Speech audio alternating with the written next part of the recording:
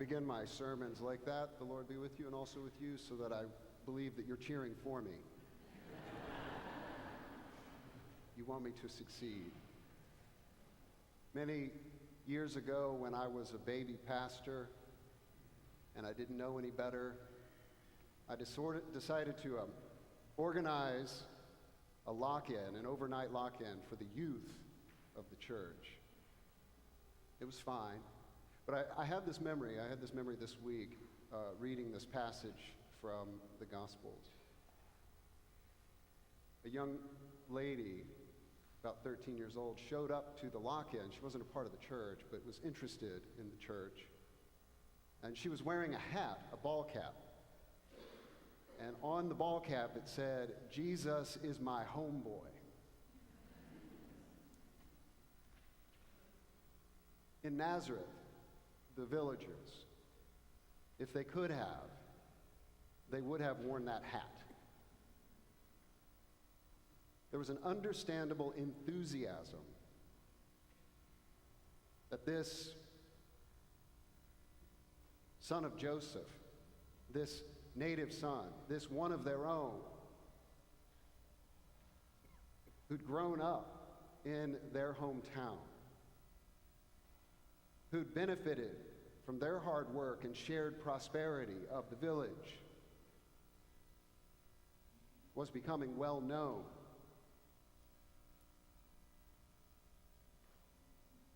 Was increasing in fame, had a power unlike anything anyone had seen in a long, long time, a prophetic power. And the more they listened and heard about what Jesus was doing in Capernaum and elsewhere, they became even more excited. A hometown boy going to make it good. And that meant for them, they were sure to benefit. I mean, I'm not saying there would have been a sign outside of Nazareth that would have said, "Jesus' childhood home." I don't think they then were thinking about the spin-off reality TV shows and YouTube channels. But there was a sense in which they had a right expectation that they would ride the train of Jesus' ascent to power and to fame. Jesus understood their enthusiasm. So he unearthed and pulled the rug out from underneath a proverb, not because he didn't want to cure them, but because his understanding of curing was already different than theirs. No doubt you're going to say to me, "Doctor, cure yourself," which in Jesus' time, that meant take care of your own first. And they had a claim on that.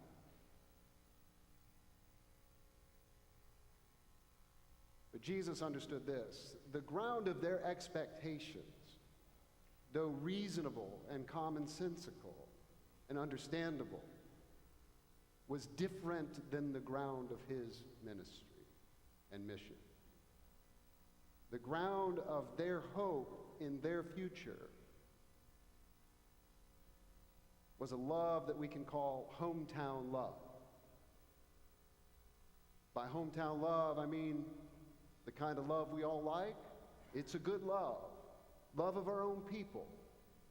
Love of our own place. Love of our country. Love of our culture, our heritage, our history. A good love. Those are good things to love.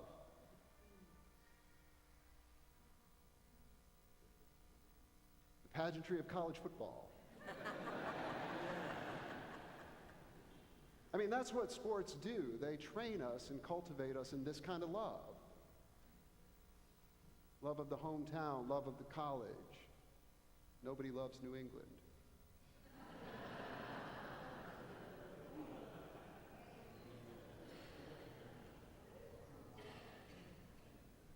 Where was I?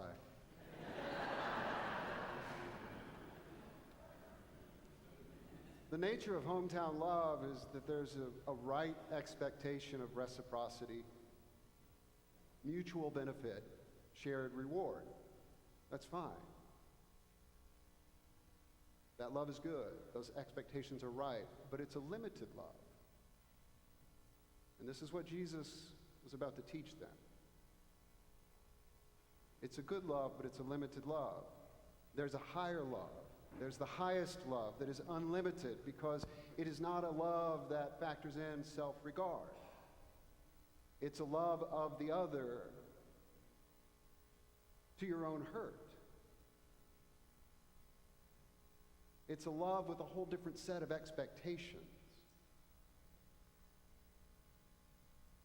So Jesus knew that, and he could see their enthusiasm and recognize it's probably not going to take long for that enthusiasm to shift.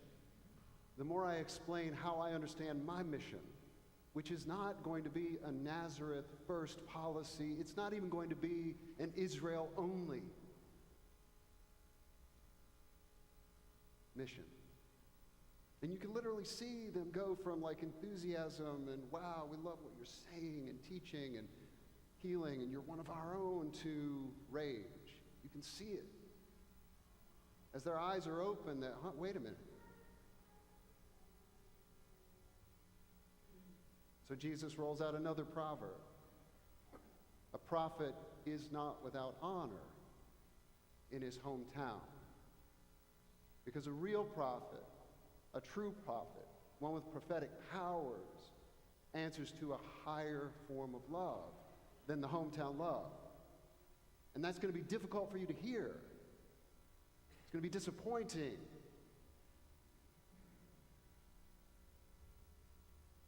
You're going to become incensed. Like Elijah and Elisha, I'm going to suffer isolations and deprivations. And Jesus was right.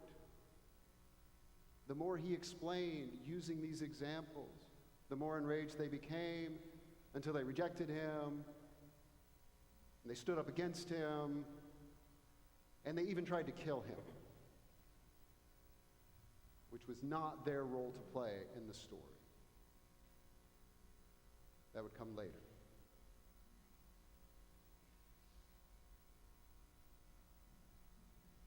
I thought of a different proverb this week as I was preparing. Maybe you've heard this one.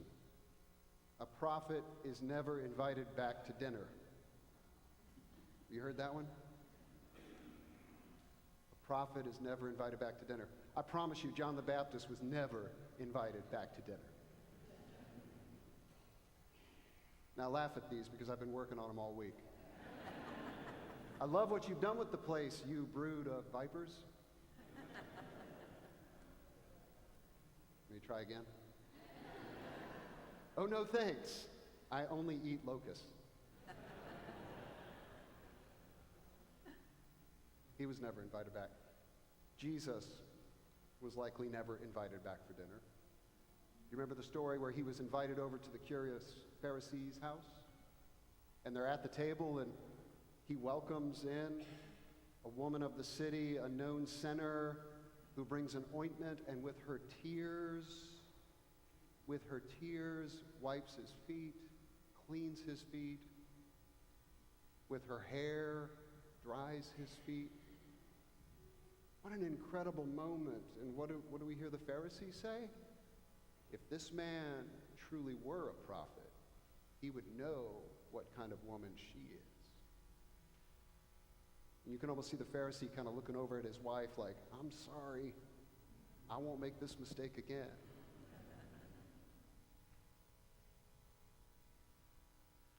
Jesus was probably never invited back for dinner, except maybe Zacchaeus. Zacchaeus probably invited Jesus back for dinner. Because where there is prophetic power with love, the words might be harsh and unsettling, but healing. Zacchaeus probably invited Jesus back for dinner. it was a smaller, more simple meal the second time. Imagine. I think we just get it wrong sometimes. The villagers held on to a right kind of love, but a limited love, and Jesus is saying, I want you to understand an unlimited love. It's not a hometown love, it's the highest kind of love. And that means you have to let go of things. And then some few decades later, the Apostle Paul is writing the same thing about love to the church in Corinth that was confused with cliques and classism and competition. It still happens today, even in the church. You know, we think of love in sort of a reciprocal, mutual sharing, even advantageous way. So my pledge or my parish pedigree or my presence entitles me to things.